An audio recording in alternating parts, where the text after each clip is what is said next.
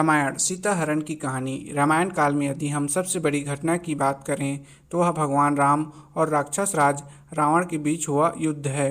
परंतु इस युद्ध होने की वजह क्या थी, इस बारे में उत्सुकता होने पर हम यह जान पाते हैं कि राम रावण का युद्ध का कारण था माता सीता का राक्षसों के राजा रावण द्वारा हरण कर लेना, अर्थात सीता हरण।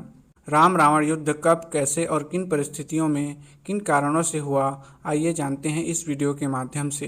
रघुकुल वंश के प्रतापी राजा दशरथ के घर 4 योग्य पुत्र राम, लक्ष्मण, भरत और शत्रुघ्न ने माता कौशल्या, कैकेयी और सुमित्रा के गर्भ से जन्म लिया और बड़े ही अच्छे संस्कार और शिक्षा दीक्षा में उनका लालन पालन हुआ। चारों ही संतानें बहुत ही आज्ञाकारी और संस्कारी थी। इसी कारण जब माता कैकेयी की शर्तों के अनुसार पिता महाराज दशरथ ने भगवान राम के वनवास की बात कही तो भगवान राम ने बिना किसी विरोध के इसे स्वीकार कर लिया। अपनी पत्नी धर्म को निभाते हुए माता सीता भी उनके साथ वन गमन को तैयार थी और छोटा भाई लक्ष्मण भी भ्रातृत्व प्रेम के कारण अपने बड़े भाई के साथ वन जाने के लिए सज्ज हो गए। यह वनवास 14 वर्ष का था, जिसमें भगवान राम के साथ माता सीता और लक्ष्मण जी भी साथ थे। यदि हम यह कहें कि इन दोनों के साथ होने के कारण भगवान राम की ये 14 वर्ष की वनवास की अवधि कुछ आसान रही तो इस बात में कोई असत्यता नहीं होगी।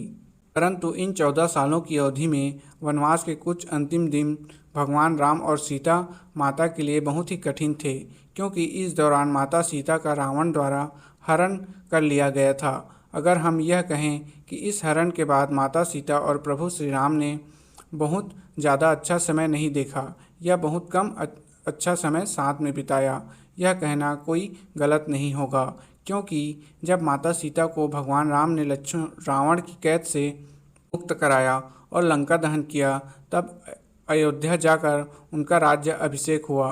कुछ ही समय बाद महाराज राम ने महारानी सीता का परित्याग कर दिया। वनवास काल। रामायण काल में जब भगवान राम और माता सीता छोटे भाई लक्ष्मण के साथ वनवास काट रहे थे तो वे वन में एक स्थान से दूसरे स्थान भटकते हुए ऋषि मुनियों की सेवा और सहायता करते थे और साथ ही साथ उनकी पूजा अर्चना और तपस्या को भंग करने वाले राक्षसों को दंडित करते थे और इस तरह उनकी रक्षा करते थे। इस कारण अब राक्षस ऋषि मुनियों को परेशान नहीं कर सकते थे। भगवान राम, माता सीता और लक्ष्मण सहित वन में घूमते घूमते पंचवटी नामक स्थान पर पहुँचे। यह स्थान उन्हें बहुत ही रमणीय लगा और उन्होंने वनवास के अंतिम वर्ष में यहीं रहने का निश्चय किया। उन्होंने पंचवटी में गोदावरी नदी के तट पर अपने लिए एक छोटी सी कुटिया बनाई और फिर वहीं व्यतीत करने लगे। शूर्पणखा का राम और लक्ष्मण से मिलन। वनवास का समय शांतिपूर्ण तरीके से बीत रहा था। पहले की तुलना में राक्षसों का आतंक भी कम हो चुका था। इसी दौरान राक्षस कन्या शूर्पणखा वन भ्रमण को निकली और घूमते घूमते गोदावरी नदी के पास पंचवटी पहुंची और वहां उन्होंने भगवान राम को देखा और उनके गौर नवर्ण और सुंदर रूप को देखकर उन पर मोहित हो गई। शूर्पणखा ने सुंदर स्वरूप धारण किया और वे भगवान राम के पास जाकर बोली, हे राम, मैं आपसे विवाह करना चाहती हूँ। तब प्रभु श्री राम ने ये कहते हुए प्रस्ताव ठुकराया कि वह विवाहित हैं और उनकी धर्मपत्नी सीता उनके साथ ही है, और यह कहकर उन्होंने अपनी पत्नी सीता की ओर इशारा किया। तब उन्होंने लक्ष्मण जी के साथ ठिठोली करने की मंशा से शूर्पणखा से कहा कि मेरा एक छोटा भाई है, वह भी मेरी तरह सुंदर रूप और शरीर रखता है और वह भी वन में अकेला है। आप उनके पास अपना प्रेम पूर्ण विवाह प्रस्ताव लेकर जाइए, आपकी मनोकामना पूर्ण हो जाएगी। तब शूर्पणखा ने अपनी विवाह की इच्छा लेकर लक्ष्मण जी के पास गई और उन्हें अपनी विवाह की करने की इच्छा जताई तो लक्ष्मण जी ने उनका मजाक उड़ाते हुए कहा, मैं तो अपने भैया भाभी का दास हूँ और अगर तुम मुझसे विवाह करोगी तो तुम्हें भी उनकी दासी बनकर रहना होगा।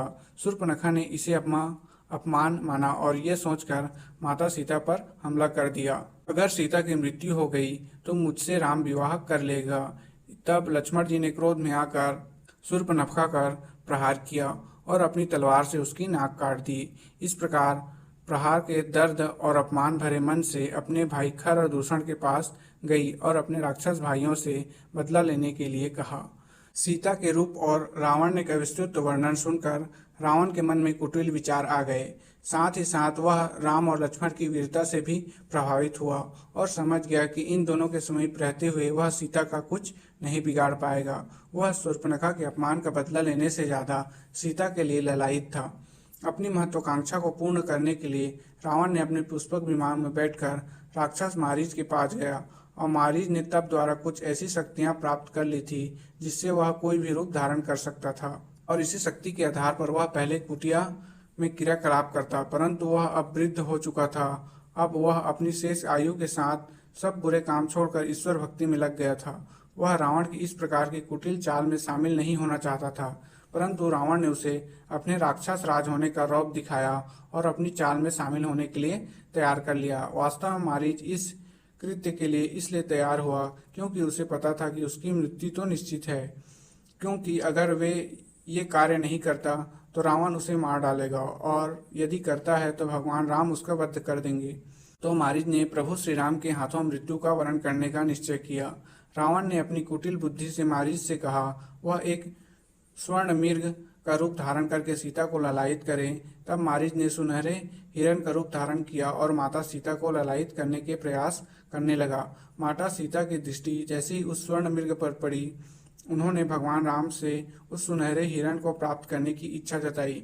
भगवान राम सीता जी को यह प्रेम पूर्ण आग्रह मना नहीं कर पाए और छोटे भाई लक्ष्मण को सीता की सुरक्षा का ध्यान रखने का उत्तरदायित्व सौंपकर वह स्वर्ण मृग को पकड़ने के लिए अपने धनुष बाण के साथ वन की ओर चले गए।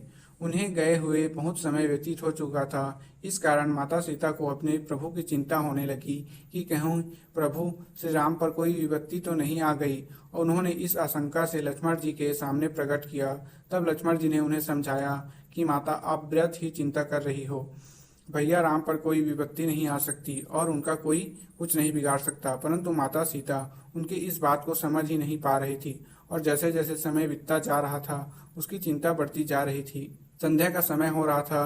प्रभु श्री राम उसे सुनहरे हिरण का पीछा करते हुए घने जंगल में जा पहुंचे थे और जब उन्हें लगा कि अब हिरण को पकड़ा नहीं जा सकता तो उन्होंने अपने धनुष से हिरण को निशाना बनाकर तीर छोड़ा।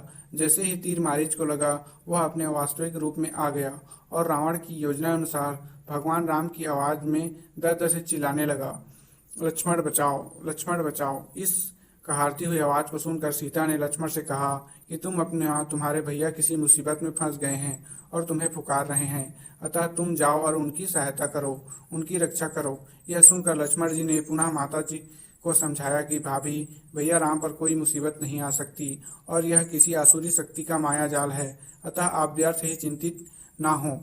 यह सुनकर भी माता सीता ने लक्ष्मण की एक न सुनी और उन पर क्रोधित हो गई और उन्हें आदेश दिया कि हे लक्ष्मण, तुम जाओ और मेरे प्रभु को सकुशल ढूंढ कर लाओ। माता सीता के इस प्रकार के आदेश के कारण लक्ष्मण जी को अपने भैया राम के आदेश की अवहेलना करनी पड़ी। वे प्रभु श्री राम की खोज में जाने के लिए तैयार हो गए, परंतु लक्ष्मण जी अपने भैया राम के द्वारा दिए गए सीता माता की रक्षा के आदेश को पूर्ण करने के लिए उन्होंने एक उपाय सोचा और उस उपाय के अनुसार उन्होंने कुटिया के चारों ओर एक रेखा खींच दी जिसके भीतर कोई नहीं आ सकता। फिर उन्होंने माता सीता से निवेदन किया कि भाभी, यह लक्ष्मण द्वारा खींची गई लक्ष्मण रेखा है, इसके भीतर कोई भी नहीं आ सकता और जब तक आप इसके भीतर हैं आपको कोई हानि नहीं पहुंचा सकता। अतः मैं आपसे प्रार्थना करता हूं कि चाहे कैसी भी परिस्थिति हो, जब तक मैं अथवा भैया राम वापस न आए तब तक आप इसके बाहर अपने चरण न रखें। माता सीता इस बात के लिए सहमत हो गई और कहा कि ठीक है, मैं इसके बाहर नहीं जाऊंगी, अब तुम प्रभु को ढूंढने जाओ। इस प्रकार वार्तालाप के बाद लक्ष्मण जी भैया राम को पुकारते हुए वन की ओर चले गए। रावण को इसी अवसर की प्रतीक्षा कर रहा था कि राम और लक्ष्मण कुटिया से दूर जाएं और वह अपने कार्य को पूर्ण कर सके। वह माता सीता का आहार करने के लिए कुटिया के पास पहुंचा, परंतु जैसे ही उसने कुटिया में प्रवेश करना चाहा, लक्ष्मण द्वारा खींची गई लक्ष्मण रेखा के कारण वह भीतर प्रवेश नहीं कर पाया। अब उसे अपनी योजना विफल होती हुई दिखाई दी, परंतु उसने सोचा कि भीतर नहीं जा सकता, परंतु सीता तो जा सकती है। इस योजना को सफल बनाने के लिए उसने एक भिक्षुक के धारण किया। भिक्षुक रूपी रावण ने माता सीता की कुटिया से बाहर बुलाने के लिए आवाज लगाई, भिक्षा दे, भिक्षा दीजिए।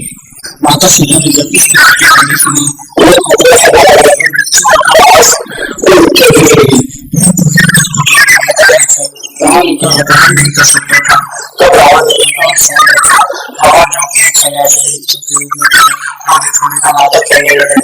आप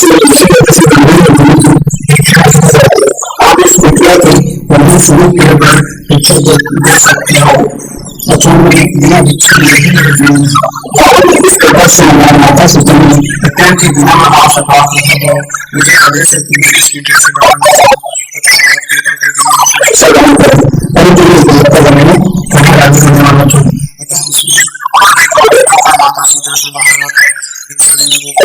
हमारे सामने करने पर सारे को तैयार हो गए।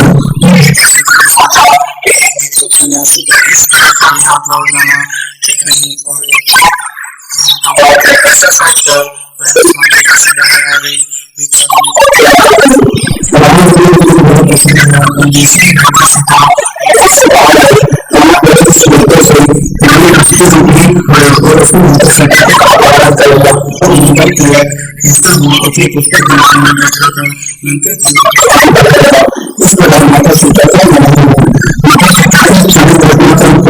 जैसे सूजी उसे शांति के लिए वो पति श्री राम और फिर लक्ष्मण को पुकारा। माता सीता की ओर से माता सीता की इस विभक्ति के समय बड़ी बुद्धिमानी से काम लिया और उन्होंने अपनी जाने के नगर में माता सीता